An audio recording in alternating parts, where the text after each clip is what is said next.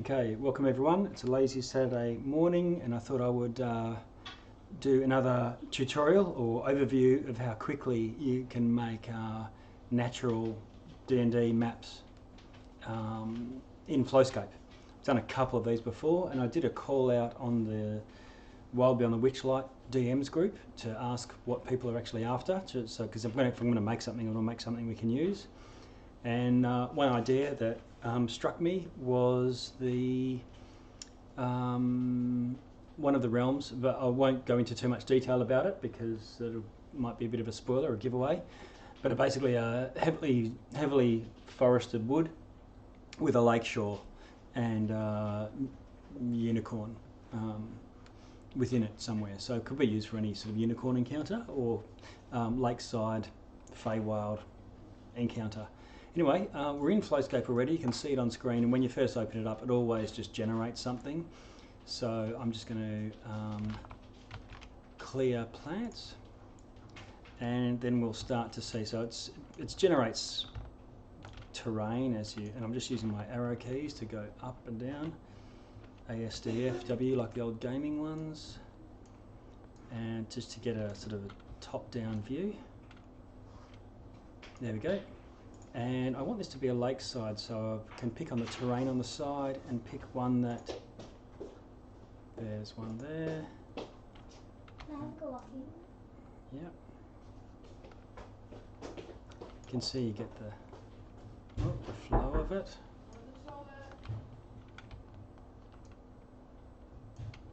There.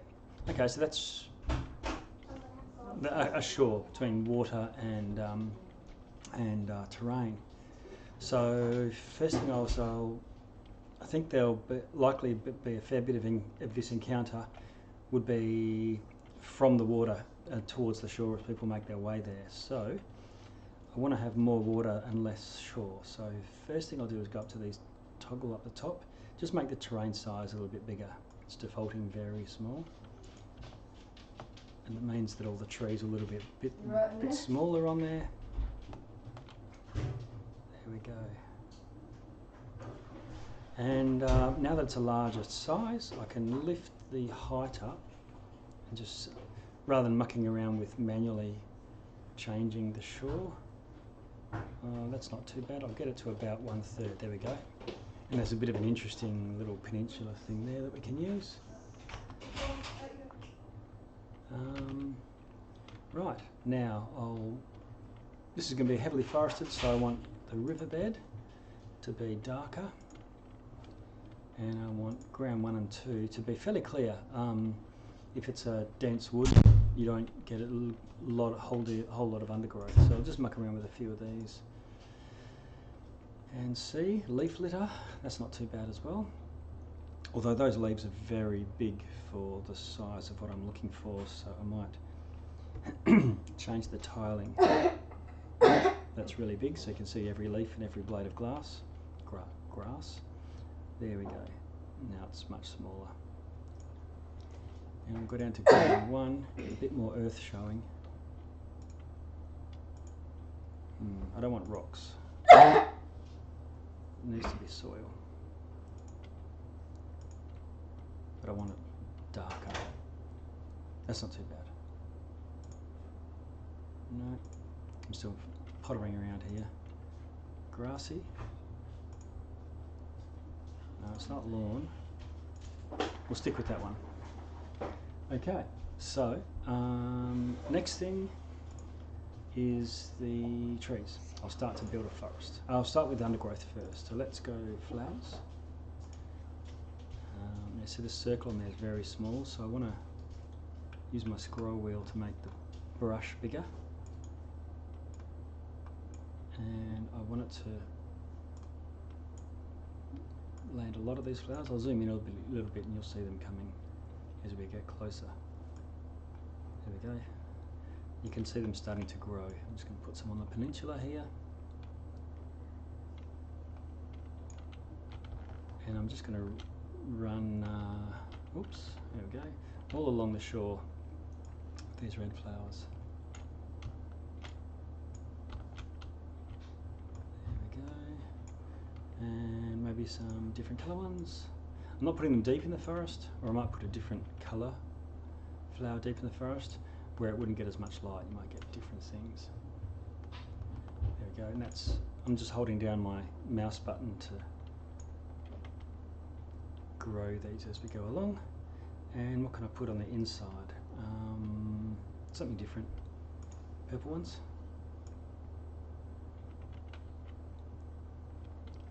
I'm going a bit berserk here, but it is the Feywild. There we go. These are the ones that need full shade. It's in the little ticket in the tub when you buy them from the shops. Yeah, that's good. Okay. Now some shrubbery. Ferns. It's a forest maybe. And try it out. Oh, that's not too bad. Yep, some bracken ferns. I'll scatter those around on the border between the two flower lines. Again, I want it a bit more clear. But yeah, just scrolling down, you can see them all sprouting. What else? I've got colds in the house. Let's try these ones. A bit bigger.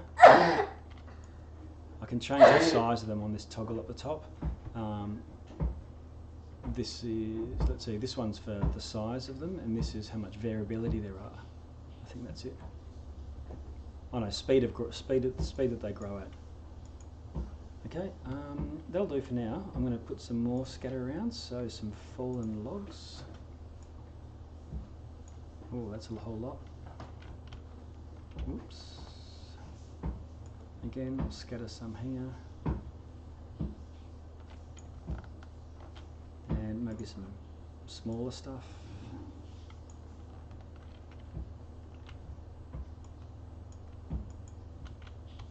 This will be difficult ground here. And we're just going to put some rocks. Let's see what happens. Might put a bit of rocks on the peninsula. That would explain why it's there. It's raining. All right. Something interesting, perhaps. A rock on the point. Whoa, that's enormous. Okay, I'm going to go to selector and drag it down a little bit. Well, let's have a look at the whole thing.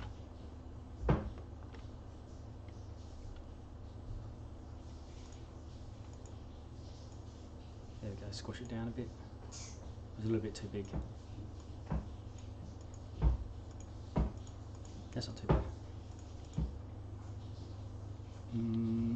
Okay, back to my rocks. I want to have the party able to sort of rock hop on the way here, so I might, rather than just one huge one, see how this looks. I want to grow them underwater until they, some of them start to break the surface. Get in, zoom in here a little bit.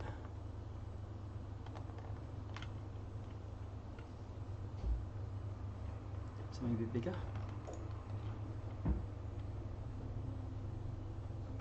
Using my scroll wheel to scroll through all the different ones. You can see them here.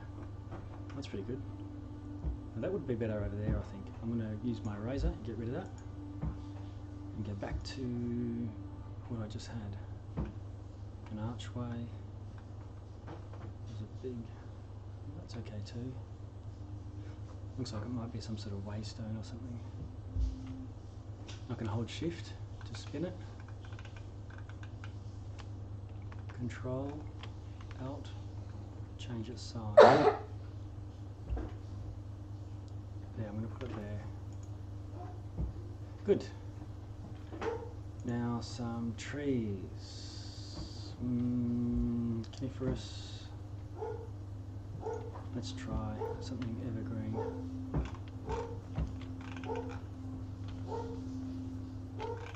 Just do a little spot first to test. There. Bush. Whoa. Dog's going berserk outside. I want to see how this looks from the shore. I'm just going to put a couple more of these and I'll switch to a different tree. go to something else. Nice.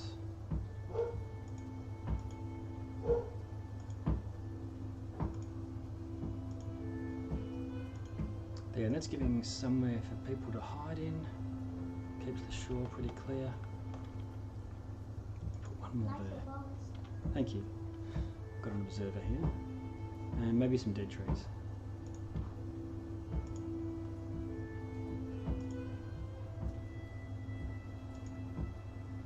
Because there's troubles in Utopia. We've got a bit of corruption going on. There's a couple of different types of dead tree. Okay, now to get the atmosphere of the Feywild.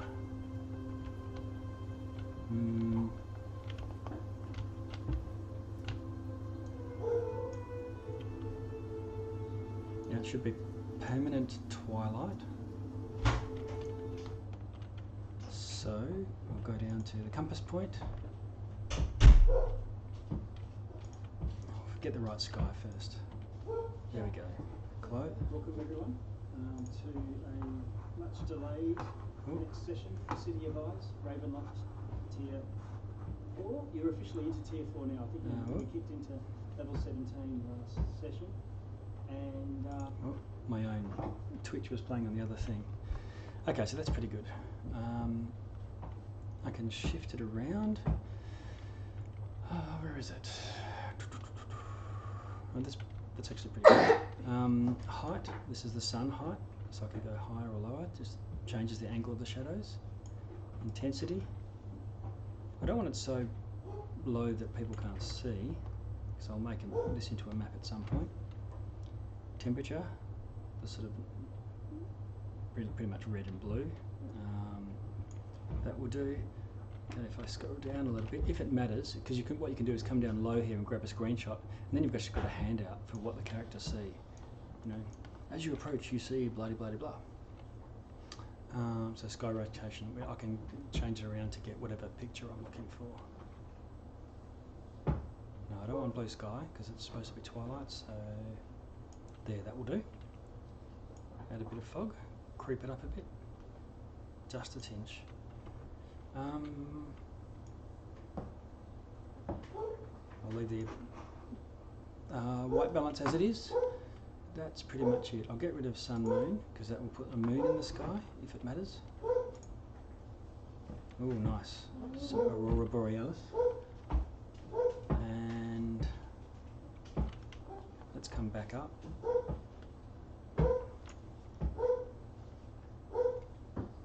And I can use this as a capture. Alright, I'll pause this for a minute, come back, coffee, and then we'll finish up. Alright, I'm back and almost ready to finish up. This is exactly where we left off, I think. And I've decided to make a bit of a change while I was making the coffee. What I'm going to do is get rid of these rocks and actually make them come from that promontory there. So I'll get my rubber. It's a real pain to try and rub stuff out that's got lots of other things around it, so good to... Okay, and yeah, that's all right. And but to do that, because it's so deep, I'm actually going to raise the ground a little bit. So I go back to my terrain and sculpt. Let's see, I'll increase the brush size. I just want to bring it up a little bit. So just clicking, right click is going to do that. And I just wanted to do it just that little bit. There we go, so now that rocks into it. And I'm going to raise the ground. If you click it too much, you get this big goopy... There, see that? Starting to come up. How do you do that again? Just using my right click mouse button.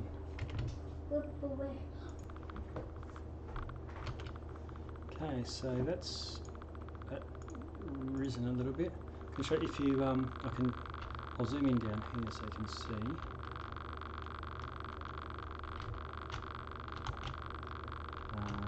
Q and E is altitude. We'll get in the water, you'll see it a bit better. There we go. I think I'm underwater now. Yeah, I am.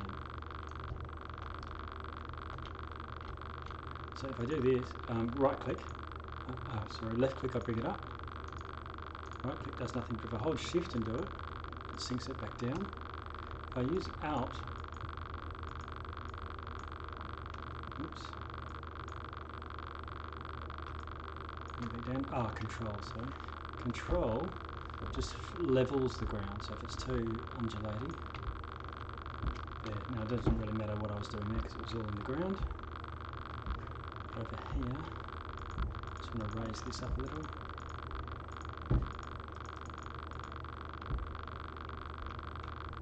If you want to just target spots. There, so now when I put my rocks in, I can make sort of stepping stone type of deal, I think.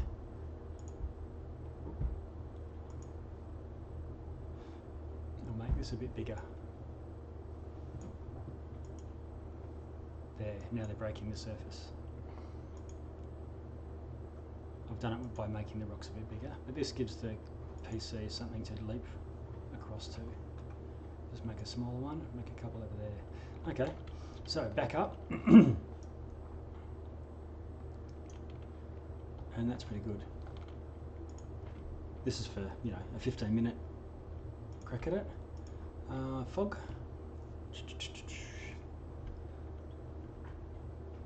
We'll get rid of it, just there's an arrow for the fog, and you've got loads. You can change the color of the fog. I'm going to get rid of the, bring the fog up, but I'm changing it to ground fog. You can see it scattered around there. Height of the ground fog. There, that. Oh, that's looking very, very Feywildy. I'm getting some strange. I'll bring it down a little bit. Amount.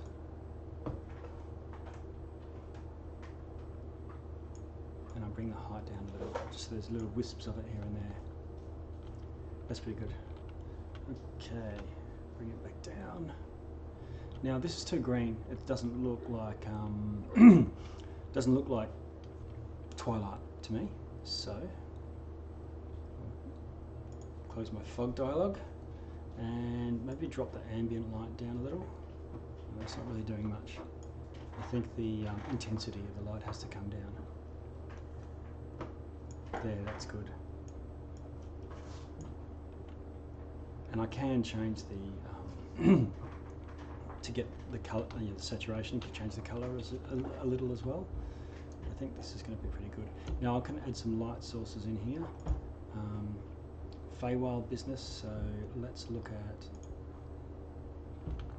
I'll zoom in a little bit.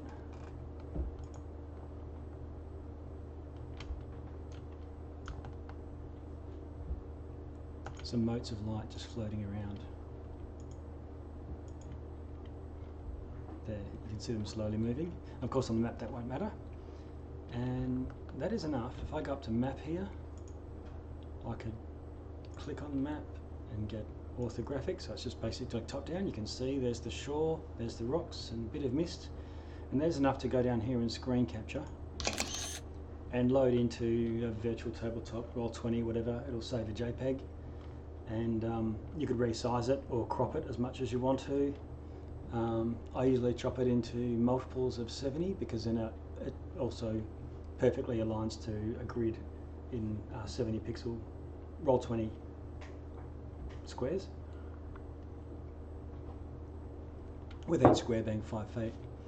But if I quit back out of ortho, and you can put the grid on there. I don't like having the grid because I let oh, where's my mouse gone? I lost touch with it.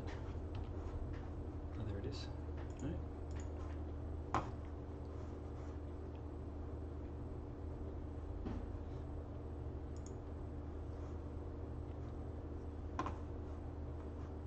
There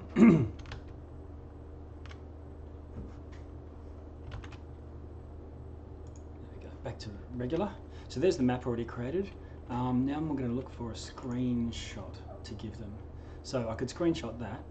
I was going into animals here. Pan back a little bit. Get low enough that, so if I say, as they're rock hopping, they see that. And I could screenshot that when they first appear or whatnot with the fog. But now I'm going to scroll through the creatures, and there's fantastical ones down the bottom. I don't want to put a dragon in there. I can cycle through. There we go. Unicorn. Troll, ogre, treant, ent, whatever. And I don't want it just standing there looking at the characters. I'll have it sort of side on. Okay, so that's pretty good. Maybe just here at the entrance. Awesome. We now have a unicorn. And a light source would be good as well. So one of these has got them in there. There we go. A light source. And I can scroll through the different colours that I want.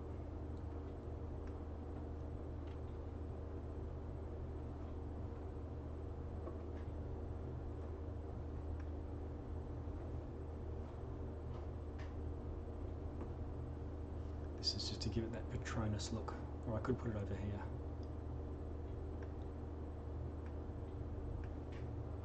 Oh, creepy. No, I think just white is good.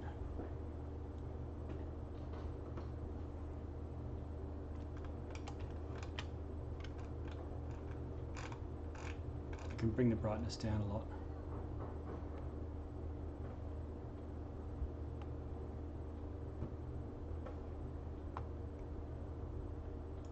There's my light source.